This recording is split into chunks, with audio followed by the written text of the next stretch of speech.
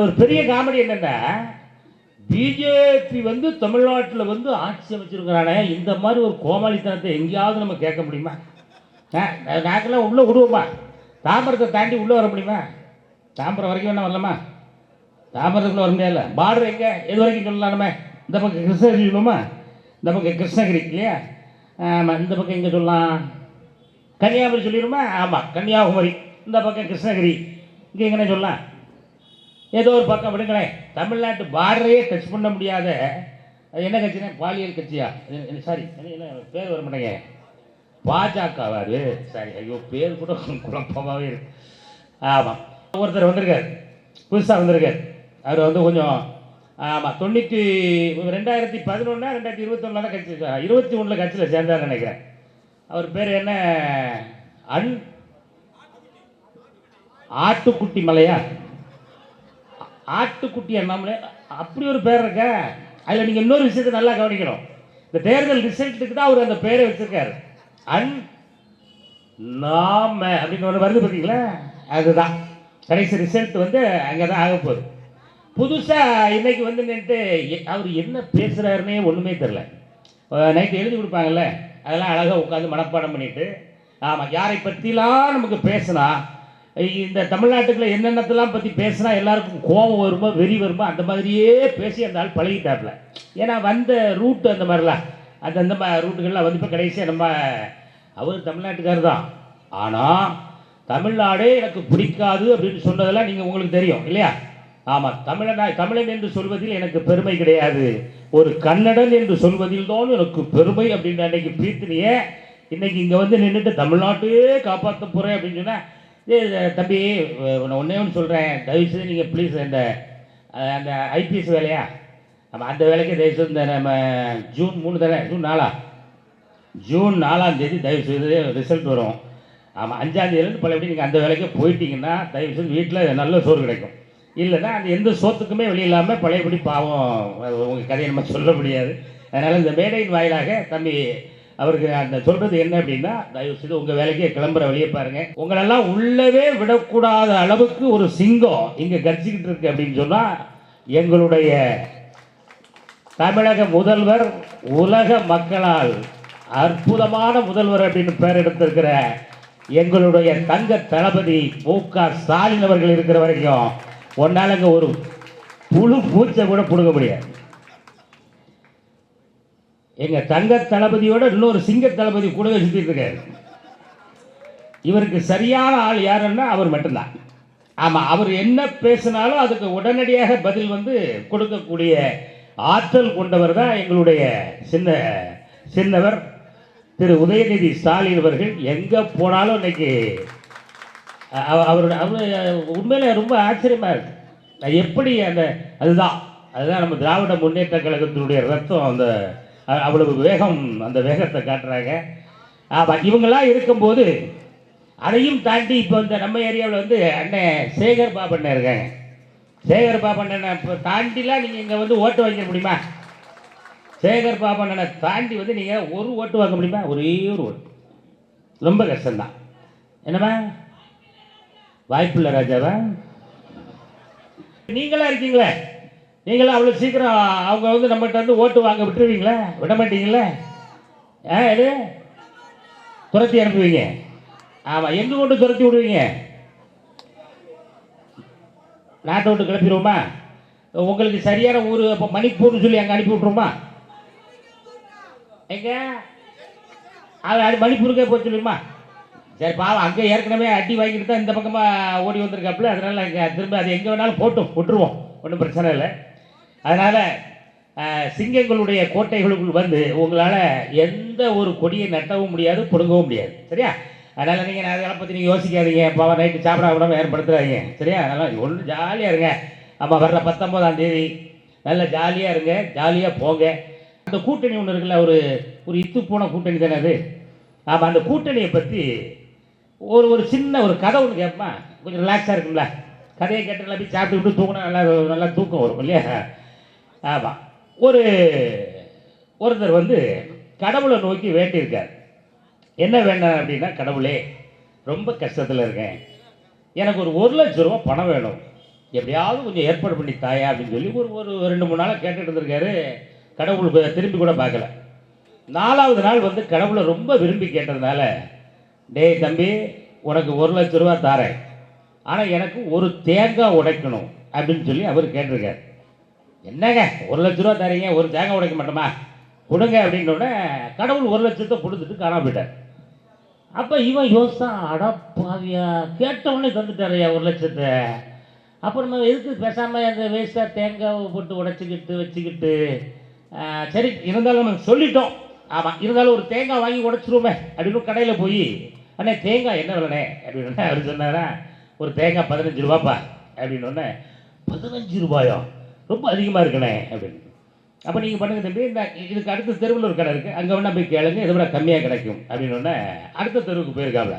வாங்கினது 1,00,000, ஒரே ஒரு தேங்காய் உடைக்கிறதுக்கு பல கம்பெனிகளில் ஏறி இறங்குது இந்த குரூப்பு. கடைசியில் பார்த்தா பக்கத்து தெருவில் போய் கேட்டிருக்காரு, அங்கே தேங்காய் 10 ரூபா அப்படின்னோடனே, இல்லைங்க ரேட் ரொம்ப ஓவராக இருக்குது அப்படின்னோடனே, அப்போ நீங்கள் ஒன்று பண்ணுங்கள், மார்க்கெட்டுக்கு போயிருங்க, அங்கே தேங்காய் ரொம்ப கம்மி விலையில் கிடைக்கும் அப்படின்னோடனே, சரி ஓகே நேரே மார்க்கெட்டில் போய் கேட்டால், ஐயா ஒரு தேங்காய் 7 ரூபா அப்படின்னா, இல்லைங்க ரொம்ப அதிகமாக இருக்குது அப்படின்னா, ஏங்கவா ஆமாம் எவ்வளவு நேரமாக இந்த தேங்காய்க்காக விசாரிச்சுக்கிட்டு இருக்க அப்படின்னு கேட்டவுடனே, இல்லைங்க அதெல்லாம் உங்களுக்கு வேண்டாம், நீங்கள் தேங்காய் வந்து குறைந்த விலையில் எங்கே கிடைக்கும் அப்படின்னா, இந்த ஊரில் வந்து ஒரு ஆத்தாங்கரை இருக்குது, ஒரு குளத்தாங்கரை, ஆமாம் அங்கே போ, அது பக்கத்தில் ஒரு தென்னை மரம் இருக்கும், அந்த தென்னை மரத்தில் ஏறி நீ தேங்காய் பறிச்சிட்டின்னா எனக்கு 1 ரூபா கொடுத்தா போதும்பா, எனக்கு மரம் ஏறிலாம் காய் பறிக்க முடியாது. அப்படியா வெறும் 1 ரூபா தானா அப்படின்ட்டு கடவுள் கொடுத்த 1,00,000 இடுப்பில் ஏறி கட்டிக்கிட்டு நேரே அந்த மரத்தில், அந்த மரம் எப்படி இருந்திருக்கு அப்படின்னா, அந்த குளத்தாங்கரையை விட்டு நல்லா கீழே தண்ணி ஃபோர்ஸாக போயிட்டுருக்கு ஆற்றுல, அப்படி நேராக அந்த மரம் இப்படி ஏறி இப்படி இறங்கி இப்படி ஏறி இருக்கு அந்த தென்னை மரம். இவன் என்ன பண்ணுனா, அந்த 1,00,000 மடியில் கட்டிக்கிட்டு இந்த மரத்து மேலே கரெக்டாக ஏறிட்டான். ஏறின பிறகு தான் தெரியுது, திடீர்னு பார்த்தா கடுமையான காற்று, பயங்கரமான சூறாவளி காற்று, அவனால் பேலன்ஸ் பண்ண முடியல. டக்குன்னு என்ன பண்ணிட்டான், அச்சோ நம்ம எப்படியாவது இறங்கிடணுமே அப்படின்னு சொல்லி கையெல்லாம் அப்படியே ஆடி பதறி ஒரு தென்னை மட்டையை பிடிச்சி தொங்கிக்கிட்டு கிடக்கான். அந்த காற்றெல்லாம் எப்போ விடு, நம்ம எப்போ இறங்குவோன்னு தெரியலையே அப்படின்னு பார்க்கும்போது, இந்த சைடில் ஒருத்தர் வந்துட்டு இருக்கார். அவர் என்ன பண்ணிட்டு இருக்காரு அப்படின்னு கேட்டிங்கன்னா, நம்ம இந்த குக்கர் வியாபாரம்லாம் பார்ப்போம்ல இந்த இன்ஸ்டால்மெண்ட்டில், ஆமாம் அந்த குக்கர்லாம் ஒருத்தர் வியாபாரம் பார்த்துக்கிட்டு ஒரு யானை மேலே ஏறி வர்றாரு அவர். உடனே அங்கேருந்து கத்துனா நம்மளால், ஏய் ஹலோ குக்கர் வியாபாரி இங்கே வாங்க, கொஞ்சம் இந்த யானை அப்படி கொஞ்சம் அப்படி விட்டு நம்ம லைட்டாக கொஞ்சம் இறக்கி கொடுங்கன்னொன்னே, உனக்கு 10,000 ரூபா பணம் தரேன் அப்படின்னோடனே நம்ம குக்கர் வியாபாரிக்கு ஒரு பயங்கர ஹாப்பி ஆகிட்டார். உடனே வாங்க குக்கரெல்லாம் தூக்கி ஓரங்கிட்டு வச்சுட்டு நேர யானை மேலே அப்படி நின்று அவர் காலை பிடிச்சி பத்திரமா இறங்குங்க அப்படின்னோடனே யானை நகர்ந்து போயிடுச்சு. கடைசியில் இப்போ நம்மளால தேங்காய்க்காரன் மேலே தொங்கிட்டு கிடக்கிறான், அவன் காலை பிடிச்சி நம்ம குக்கருக்காரன் தொங்கிட்டு கிடக்கான். எப்படிடா தப்பிக்கிறது அப்படின்னு தெரிஞ்சு பார்த்தா, இந்த பக்கம் மாம்பழம் மாம்பழம் மாம்பழம் மாம்பழம் அப்படின்னு சொல்லி ஒரு மாம்பழம் வித்துட்டு வராங்க. அவர் எதில் வர்றாருன்னா ஒட்டகத்தில் வர்றாரு. ஒட்டகத்தில் மாம்பழம் வியாபாரமா புதுசாக இருக்குது. ஐயா ஒட்டகம், ஹலோ மாம்பழம் அப்படின்னா, என்ன இங்கே பாரு எங்கள் 2 பேரும் எப்படியாவது கொஞ்சம் காப்பாற்றி இறக்கி விட்டுருப்பா, உனக்கு நாங்கள் வந்து 10,000 ரூபா தரோம் அப்படின்னோட 2வது தொங்குற குக்கர்காரர் சொல்கிறாரு, ஏய் எப்படியாவது என்ன இறக்கி விட்டுடா, அவன் 10,000 தருவான், நான் ஒரு 5,000 ரூபா தரேன் அப்படின்னோடனே, ஆஹா நம்ம எவ்வளவு நாள் மாம்பழ வியாபாரம் பார்த்தாலும் இவ்வளோ காசெல்லாம் கிடைக்காது, ஆமாம் அப்படியே பொருள்னு சொல்லி ஒட்டகத்தை கொண்டு விட்டு அந்த 3வது காரரு அப்படி காலை பிடிச்ச விட ஒட்டகம் நடந்து போயிடுச்சு. கிடைச்சல இப்போ கீழே இருக்கிற நம்ம ஆளு சொல்கிறாப்புல, யாரு நம்ம மாம்பழக்காரர், ஐயா ஐயா முதல்ல தொங்குறவர தயவு செய்து கையை விட்டு விட்டுறாத, விட்டாத விட்டுறாத, நீ எனக்கு 5,000 தரேன்னு சொன்ன, நான் உனக்கு 10,000 தரேன் அப்படின்னோட குக்கருக்காரர் கத்துறாரு, ஏய் மேலே கிடக்கிறவன தயவு செய்து நீ விட்டுறாத, நான் உனக்கு ஒரு 10,000 தரணும்னு மேலே இருக்கிற தேங்காய், ஆஹா அதிர்ஷ்டத்துக்கு மேலே அதிர்ஷ்டமாக கொட்டுது, கீழே இருக்கவும் 10,000 தரங்க, அதுக்கு மேலே அது மாம்பழம் 10 குக்கர் 10, ஆஹா 10 10 எவ்வளோ ஆச்சு, கடவுள் ஒரு 1 கொடுத்தாரு, அப்போ 1 கால் விரல என்ன 10 1 10 1 11 1 12 13 14 15 16 அப்படின்னா மொத்தமாக அப்படியே ஆற்றுக்குள்ள விழுந்து வெள்ளை அடிச்சுட்டு போயிடுச்சு. இப்போ என்னாச்சு, மாம்பழமும் போச்சு, குக்கரும் போச்சு, மேலே இருந்ததும் போச்சு. இதுதான் இன்னைக்கு இந்த தேர்தலில் இப்போ நடக்க போகுது. அந்த மேலே தொங்குனது யாரு தெரியுதுல்ல? படர் தாமரையா? ஏங்க அது நாட்டுக்கு கேடாச்சாங்க.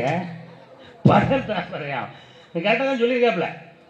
கடைசியில் இதே மாதிரி தான் இன்னைக்கு ஒரு இத்து போன ஒரு கூட்டணி அமைச்சு ஒருத்தருக்கு பின்னாடி ஒருத்தர் தொங்கிக்கிட்டு அமோகமாக அவங்க நம்பிக்கிட்டு இருக்காங்க. நாம் என்னமோ அப்படியே தொங்கி வந்துடும்டா அப்படின்னு.